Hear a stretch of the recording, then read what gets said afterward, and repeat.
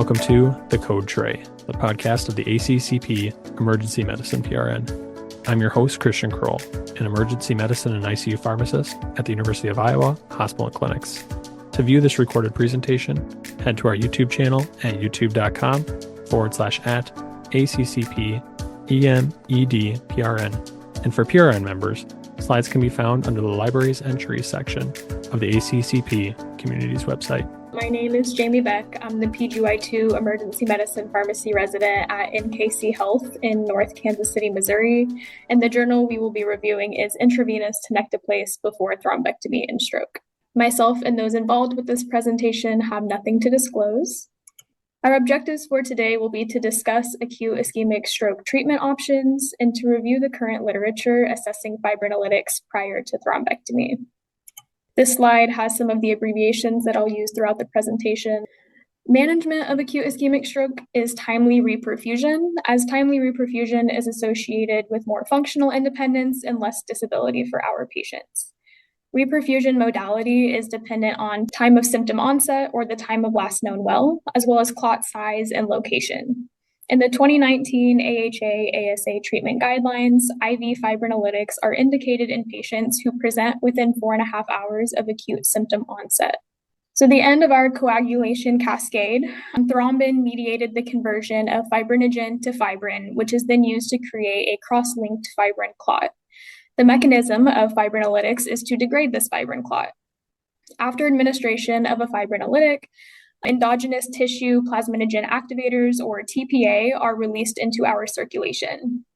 These tissue plasminogen activators convert plasminogen to the activated form called plasmin, which is a proteolytic enzyme that breaks the cross-links between these fibrin molecules, ultimately degrading the cross-linked fibrin clot and promoting reperfusion to the vessel and damaged tissue. The two primary fibrinolytics, as you guys know, that are used in clinical practice are alteplase and tenecteplase. Alteplase was approved for acute ischemic stroke by the FDA in 1996 and has been widely used for this indication. Tenecteplase only recently received approval in March of this year for acute ischemic stroke by the FDA, but use for acute ischemic stroke has been slowly increasing over the past few years. Tenecteplase is a bioengineered variant of alteplase. It has an extended initial and terminal half-life compared to alteplase, meaning that it can be administered more conveniently as a one-time bolus instead of as a bolus followed by a 1-hour infusion, which is an obvious advantage. Additionally, tenecteplase is 14 to 15 times more fibrin-specific compared to alteplase, targeting more of the fibrin clot than exhibiting a systemic effect.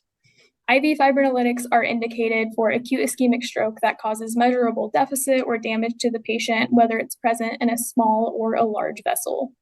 Large vessel occlusions often present with the textbook stroke symptoms that we learned in school. To be considered a large vessel occlusion, the luminal diameter of the vessel should be greater than 2 millimeters. Vessels that typically fall in this category include the intracranial internal carotid artery, the basilar and intracranial vertebral arteries, and the M1 segment of the middle cerebral artery. These vessels are typically defined in acute ischemic stroke studies and literature, but other vessels that can also be considered large vessel occlusions are the M2 segment of the middle cerebral artery, as well as the anterior and posterior cerebral artery. So if a large vessel occlusion is identified on CT head or CT angiogram and the patient's acute symptom onset is within the past 24 hours, patients may also be eligible for mechanical thrombectomy to restore perfusion. There's numerous mechanical thrombectomy techniques. I won't go too far in depth, but they're dependent on the clot size, location, and the interventionalist's overall assessment and comfort. Most commonly, though, they use catheter-based therapies such as stent retrieval, which is pictured on the far left, and then direct aspiration, which is pictured to the immediate right. So in patients with confirmed large vessel occlusion on imaging who present within 4.5 hours of symptom onset, there's an overlap between both reperfusion strategies. In this scenario, the 2019 AHA-ASA guidelines recommend that eligible patients receive IV alteplase even if mechanical thrombectomy is anticipated or planned for the patient. This practice is also supported by the Society of Vascular and Interventional Neurology Guidelines and Practice Standards, who published a 2022 brief practice update regarding IV fibrinolytics before thrombectomy in patients who presented with large vessel occlusion acute ischemic stroke. This was a meta-analysis that included 6 randomized controlled trials in patients that had emergent large vessel occlusion who were deemed to be eligible for both IV fibrinolytics and mechanical thrombectomy. Patients that were randomized to bridging received an IV fibrinolytic followed by thrombectomy and were compared to patients who were randomized to only receive thrombectomy alone. And their primary outcome was assessing the 90-day modified Rankin scale score of 0 to 2. So as a refresher, the modified Rankin scale was created to assess the level of disability after a stroke or other neurological episode. It ranges on a scale of 0 to 6, with 0 being no symptoms and 6 being death. A modified Rankin scale score of 0 to 2 indicates functional independence, and that's a very important endpoint in acute ischemic stroke assessments in literature. So again, a score of 0 means that there is no deficit, no disability. A score of 1 means that the patient has no significant disability despite their symptoms, and they can perform all of their activities of daily living, as well as the prior activities that they completed before the stroke. A score of 2 means that the patient has a slight disability, but they can still maintain their activities of daily living. Maybe they just can't perform all of the activities that they did prior to the stroke incident. A modified Rankin scale score of 3 means that the patient can perform most of their activities of daily living, but may need assistance with some of them. A score of 4 is severe disability, and the patient is restricted to either a bed or chair for a significant portion of the day. A score of 5 means that the patient is entirely dependent on a caregiver, and 6 is, again, death. So these 6 randomized controlled trials that they used for the meta-analyses was published between 2020 and 2022. All trials utilized Alteplase as the sole IV fibrinolytic except for Direct Safe, which did allow Tenecteplase but had an overall low number of use. So we can see here on the forest plot on the right that there was no significant difference in any of the trials or overall, which is represented by the red diamond at the bottom, that favored IV bridging with fibrinolytics before thrombectomy compared to just thrombectomy alone. We do see that potentially there is a trend, especially when looking overall, that a trend towards favoring IV bridging with IV fibrinolytics before thrombectomy, but again, not enough to be statistically significant. Next was the Extend-IA T&K trial, or the Tenecteplase versus Alteplase before thrombectomy for ischemic stroke. This was a multi-center, open-label, blinded outcome, randomized controlled trial that was conducted to compare Tenecteplase to Alteplase and establishing reperfusion in patients before thrombectomy when it was administered within that 4.5-hour symptom onset window. Their primary outcome was substantial reperfusion, which they defined as the restoration of blood flow to greater than 50% of the involved territory or an absence of retrievable thrombus in the target vessel whenever they did the initial angiographic assessment. This occurred in 22% of patients receiving Tenecteplase and 10% receiving Alteplase. Their adjusted incidence ratio for superiority was 2.2, which was a statistically significant difference. Something important to point out is patients that did achieve substantial reperfusion for the primary outcome did not undergo thrombectomy in the Extend-IA T&K trial. For their secondary outcome of functional independence, this occurred in 64% of patients who received Tenecteplase compared to 51 receiving Alteplase, with an adjusted incidence ratio of 1.2, which was not a statistically significant difference. Again, their secondary outcome was functional independence, and we saw in the prior meta-analyses in all 6 of those randomized controlled trials, functional independence was actually the primary outcome, so just something to consider. And then for their safety outcome of mortality, this occurred in 10% of patients receiving Tenecteplase compared to 18 receiving Alteplase, with an adjusted incidence ratio of 0.5, again, not statistically significant. Other important things from the Extend-IA T&K trial is that around a quarter of patients in each group did require intra-hospital transfer to a thrombectomy-capable hospital. They did record the time from fibrinolytic to puncture, mechanical thrombectomy puncture in the patients both treated on-site and that required transfer.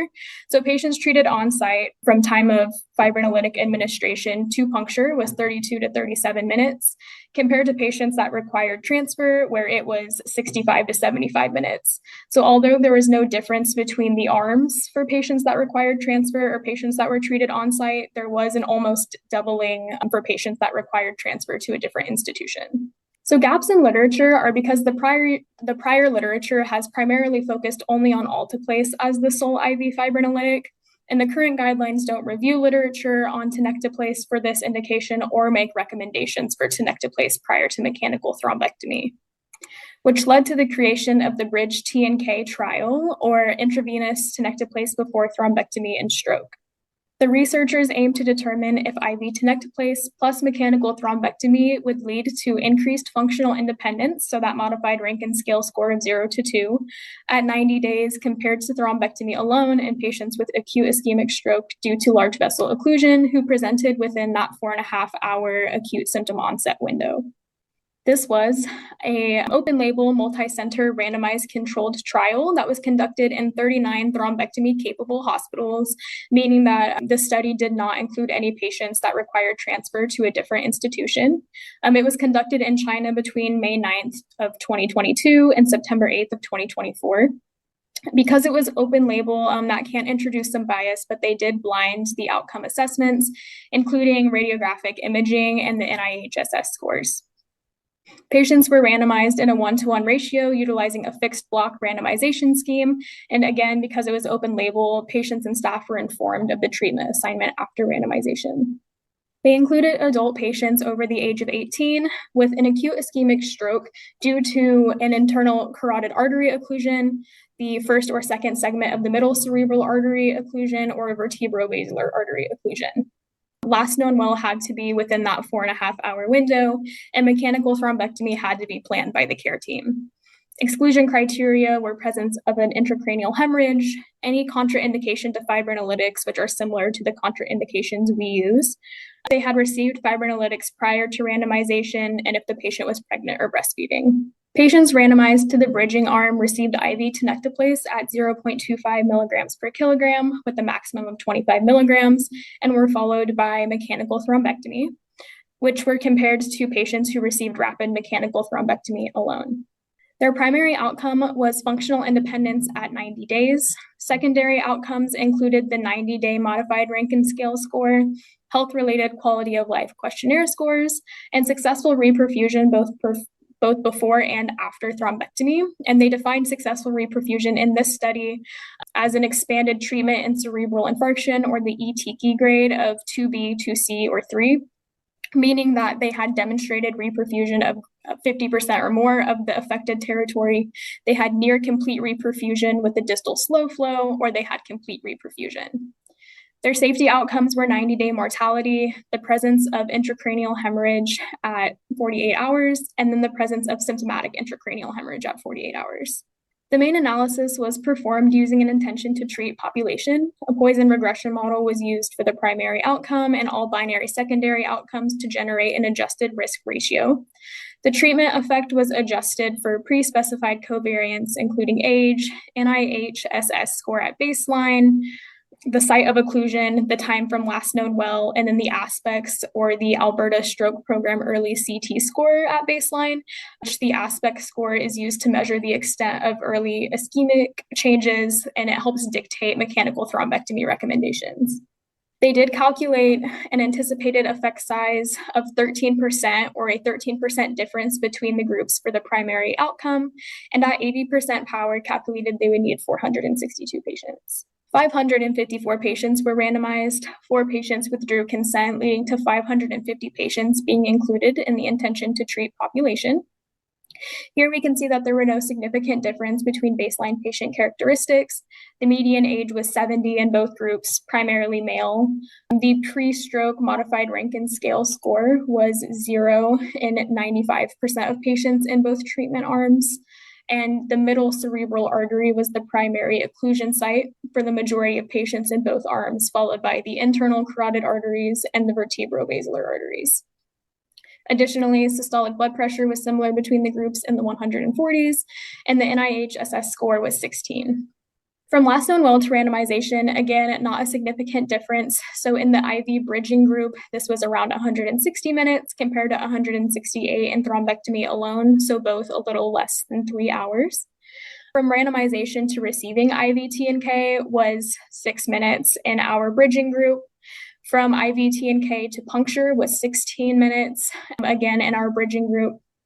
And then from randomization to puncture was 28 minutes in the bridging group compared to 24 in thrombectomy alone, so only a 4-minute difference there.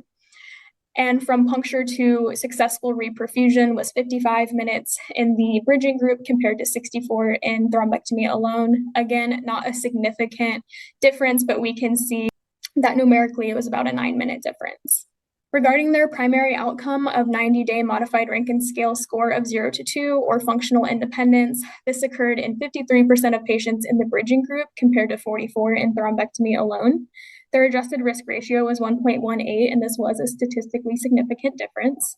We can see here that the effect size was slightly lower than their anticipated 13% and instead was 8.8%. And overall, with the results of their primary outcome, the number needed to treat for benefit was 11. Their secondary outcome of 90-day modified Rankin scale score of 0 to 1 occurred in 35% of patients in the bridging group compared to 28 in thrombectomy alone, which was not a significant difference. For scores of 0 to 3, this occurred in 64% of patients in the bridging group compared to 62 in thrombectomy alone. Again, not a significant difference. Regarding their definition of successful reperfusion before thrombectomy, there was a statistically significant difference, which is to be expected because our bridging group did receive a reperfusion modality prior to thrombectomy. So that occurred in 6% in the bridging group compared to 1 in thrombectomy alone. And then for successful reperfusion after mechanical thrombectomy, again, not a statistically significant difference, but 91% in the bridging group compared to 94 in thrombectomy alone. This is another visual of the modified Rankin scale score for these patients and the distribution. So at the top is our bridging group, and then the bottom is thrombectomy alone. Lighter colors represent lower modified Rankin scale scores. So we can see that a score of 0, 1, and 2 had a higher distribution in the bridging group compared to thrombectomy alone. And we can see that that distribution kind of closes the gap for higher scores of 4, 5, and 6, where they're similar between the two treatment arms. For safety outcomes, they assessed 90-day mortality. So this occurred in 22% of patients receiving bridging compared to 20 receiving thrombectomy alone, which is not a statistically significant difference. Patients with incidence of intracranial hemorrhage within 48 hours was similar at 31 to 32% per group, which was not a significant difference. And patients with symptomatic intracranial hemorrhage within 48 hours was 9% in the bridging group compared to 7% in thrombectomy alone. Again, not a statistically significant difference. They also performed a subgroup analysis for their primary outcome, which was functional independence at 90 days. So I have the forest plot pictured to the right. Again, statistical significance was seen overall for all patients that were enrolled and randomized in this trial in the intention to treat population. They also found significance in patients with an aspect score of 8 or less at baseline, with lower numbers being more significant ischemic territory. Also found significance for patients whose stroke was deemed to be due to cardioembolic source, for patients whose last known well to randomization was 163 minutes or greater, and then patients whose last known well to start of IV Tenecteplase was greater than 140 minutes. So the key takeaways from Bridge T&K are that patients receiving Tenecteplase prior to mechanical thrombectomy had increased functional independence at 90 days. They had no difference in successful reperfusion compared to patients who received mechanical thrombectomy alone. And they had no significant delay for mechanical thrombectomy. If you recall, it was 28 minutes compared to 24, so only a 4-minute difference from the time patient was randomized to thrombectomy puncture. Other things to consider is that time from IV fibrinolytic administration to mechanical thrombectomy puncture was 16 minutes. Again, remembering that this was only including hospitals that had thrombectomy capabilities and did not have any patients who transferred. So strengths are that this was a randomized controlled trial. It was open label, which does introduce bias, which is a limitation. However, they did try to adjudicate the outcomes by a blinded committee, again, with the imaging and NIHSS scores. Limitations are that they excluded patients that would need inter-hospital transfer and did not include any of those institutions, which is a limitation because now it's less generalizable to hospitals that are not thrombectomy capable, including the institution where I'm training at. as well as their effect size was smaller than anticipated. Again, 8.8% is what they found compared to 13% is what they anticipated. So they likely didn't keep conventional power, and potentially if they had reached their desired effect size or if they had enrolled more patients, potentially there would have been a more profound difference between the groups. So in conclusion, from Bridge T and K, Tenecteplase is an appropriate alternative to alteplase for bridging prior to mechanical thrombectomy. And as more literature comes out and the guidelines become renewed, I would anticipate seeing this as a recommendation in the guidelines. And I would also recommend that future trials include non-mechanical thrombectomy capable hospitals to allow for more generalizability and allow for subgroup analyses, because that's a large question in these institutions is, should we administer IV fibrinolytics before transferring them to a thrombectomy capable hospital? The RELIANCE Direct T and K trial is a multi-center, double-blinded, randomized, placebo-controlled trial that's currently enrolling patients that's aimed at answering the same exact question as Bridge T and K.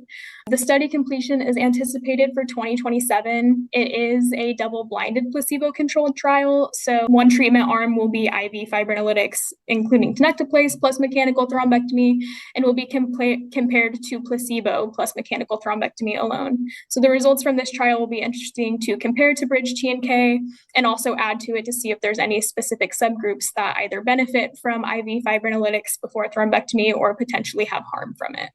These are my references. I'd like to thank my program director, Megan Musselman, for precepting me on this presentation.